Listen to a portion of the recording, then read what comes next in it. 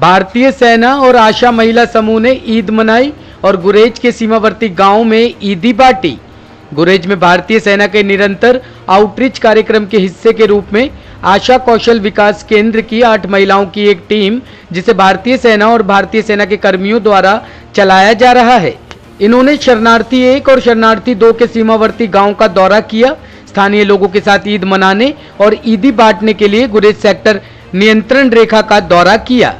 महिला स्वयंसेवकों ने भारतीय सेना के कर्मियों के साथ कठिन पहाड़ी रास्तों के माध्यम से 1 घंटे तक ट्रैकिंग की और सिलाई केंद्रों पर उनके द्वारा बनाए गए कपड़े वितरित किए और भारतीय सेना के कर्मियों और परिवारों द्वारा ईदी के रूप में स्थानीय लोगों को योगदान दिया। ईद उल अदा के पवित्र त्योहार को उसके वास्तविक सार में मनाने के लिए उन्होंने बच्चों को मिठाइयां भी वितरित की। उन्होंने स्थानीय लोगों से बातचीत की और उनके घरों में जाकर उनका हालचाल जाना और ईद के अवसर पर शुभकामनाओं का आदान प्रदान भी किया। ये गांव नियंत्रण रेखा से लगभग 1 किलोमीटर दूर और निकटतम रोड हेड जो काशपेट में है, ये 8 किलोमीटर दूर स्थित है। इसलिए इन गांव में रहने वाले स्थानीय लोग गरीबी की स्थिति में हैं और बिजली, पेयजल, चिकित्सा सहायता और शिक्षा जैसी बुनियादी सुविधाओं की कमी के कारण कई कठिनाइयों और चुनौतियों का सामना कर रहे हैं। इस पहल से न केवल एलओसी पर इन दूरदराज के गांव में रहने वाले स्थानीय लोगों और बच्चों के चेहरे पर मुस्कान आई है, बल्कि उनका दिल भी जीता है और उनकी सेना के लिए उनके बंधन और अडिग समर्थन को मजबूत किया है। घाटी के अन्य स्थानीय लोगों और नागरिक प्रशासन के अधिकारियों ने भी इस पहल की बहुत सराहना की।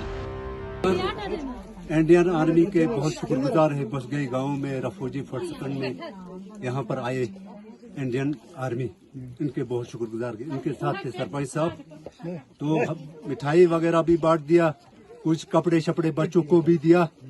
बहुत शुक्रगुजार है। अब तक कोई भी ऐसा इंतजाम नहीं हो गया हमें, तो पहली बार आए हैं हमारी इंडियन फौज यहाँ पर।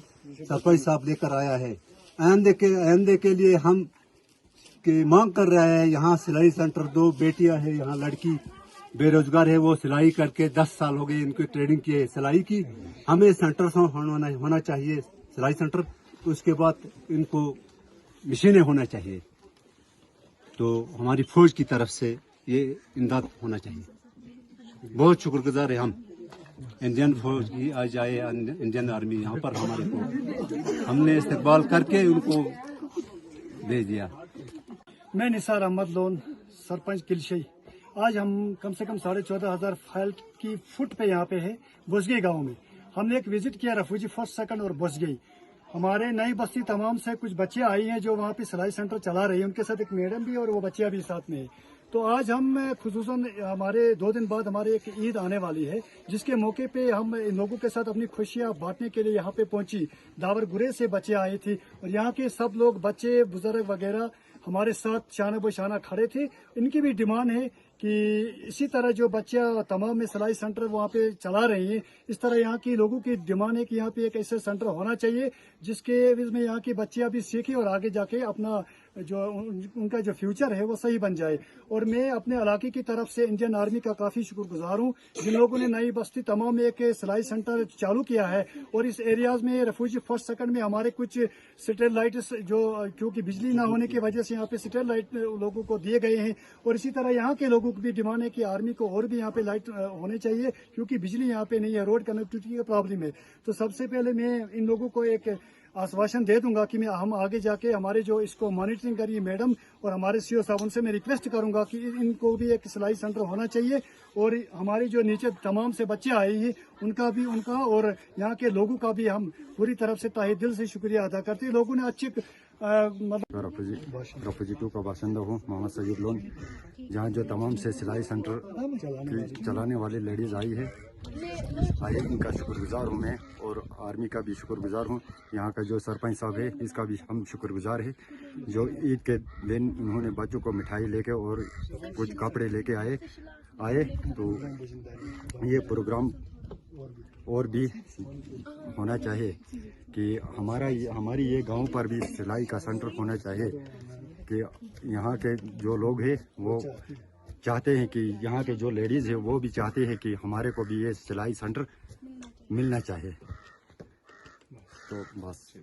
अस्सलाम वालेकुम, मेरा नाम है परवीना बेगम और मैं तमाम आशा सेंटर से हूँ।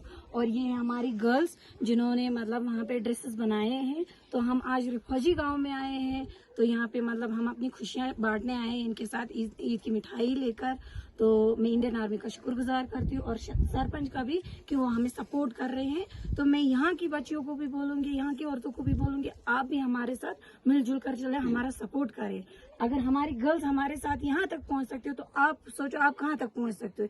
यही सोचना है कि हमें आगे क्या करना है, आपको पीछे नहीं हटना है। अगर हम यहाँ तक आ सकते हैं तो इसीलिए मतलब हम अपनी खुशियाँ बांटने आए, तो आप भी हमारे साथ अपनी खुशियाँ बांटो। इसमें कोई बुरी बात नहीं है, अच्छी बात है। ईद आने वाली इसीलिए हम आए, क्योंकि ईद के दिन हम नहीं आ सकते, सबको अपनी ईद में अपनी खुशियाँ बनानी होती बच्चों के साथ। इसीलिए आज हम आपसे मिले, आप लोगों से मिलकर हमें भी अच्छा लगा, तो हमें भी लगा होगा कि आपको भी अच्छा लगा होगा। मगर डरने वाली कोई बात नहीं है, क्योंकि हम अपनी खुशियाँ लेकर आए इधर, आपके साथ मिठाई बांटने आए। तो हम बच्चों को खुश देखना चाहते हैं, तो पीछे हटने वाली कोई बात नहीं है, डरो मत। सरपंच साहब भी आपके सपोर्ट में, हमारी गर्ल्स भी आपको सपोर्ट कर रही है, मैं भी कर रही हूँ, तो इंडियन आर्मी भी कर रही है। मैं उनका बहुत बहुत शुक्रगुजार हूँ कि वो हमें सपोर्ट करती है। NN ब्यूरो के लिए गुरेज से जगजीत सिंह की रिपोर्ट।